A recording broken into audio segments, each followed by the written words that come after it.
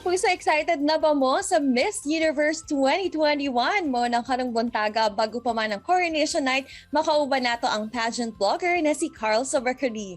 Maayong buntag Sir Carl and welcome dito sa At Home with GMA Regional TV. How are you? I'm doing well. May buntag sa tanan nga nagatanaw karong orasa o I guess it's safe to say it's the most beautiful day in the universe. So may buntag. So today is going to be the coronation of the Miss Universe 2021 pageant. Para ba sa imo unsa ang relevance sa beauty pageant hilabi na sa sitwasyon nato karon?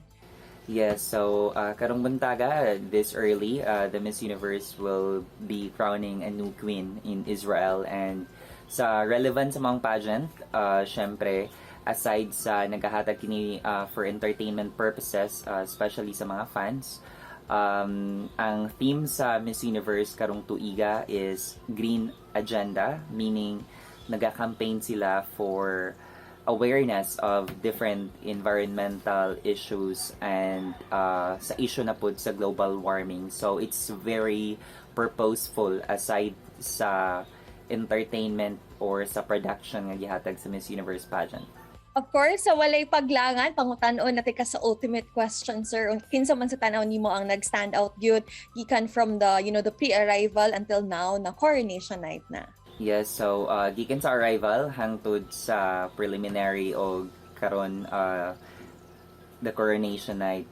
Syempre daghan ang naga-stand out and naga-cambio-cambio ang mga prediction. This is the favorite of the pageant fans because they get to predict kung sino or kung kinsa ang ilang bet na mga kandidata for the Miss Universe pageant. So, based on the forecast, we are seeing Paraguay topping it all. Syempre, kusugpod nga kalaban ni Paraguay is Miss India. We also have Miss Colombia, a former Miss Earth candidate. And Brazil and Venezuela are also in the circle of five. So these five delegates are topping the predictions of different pages. If you were one of the judges sa kanang beauty pageant, unsa sa tanaw nimo ang inyong ginapangita sa usa ka kandidata? If I were one of the judges, syempre I will be searching for 5 Bs. 1B is the beauty of the face, the body, brains, behavior, and her overall bearing on stage.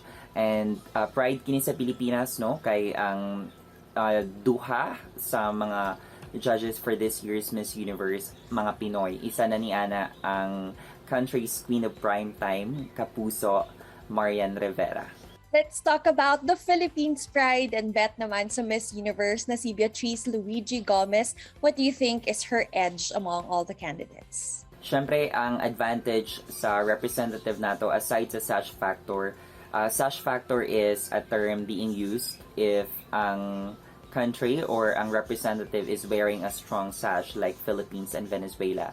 So aside ni advantage ni ang sash factor kay kusog ang fan base sa Miss Universe sa Pilipinas, makonsider po si Beatrice as a silent killer or a dark horse tungod kay dili kay siya fond of posting updates about herself on social media. She is silently observing some moves sa other candidates. She was able to use that trick as an advantage in Miss Universe Philippines, and I won't doubt that she can do the same in the Miss Universe pageant. In your own judgment and perspective, pwede ba mo i-rate naman si Beatrice from 1 to 10, 1 being the lowest, 10 being the highest when it comes to her chances na masungkit karon ang ika-5th na crown sa Miss Universe para sa Pilipinas? So, liso di predict ang chance, no? Kay there are so many candidates, and if I were to assess sa capability ni Bea out of 10, I'd say 8 over 10, simply because daghan pud other competitive rivals that bears good qualities. Naa sila good facial features and a resting body as well.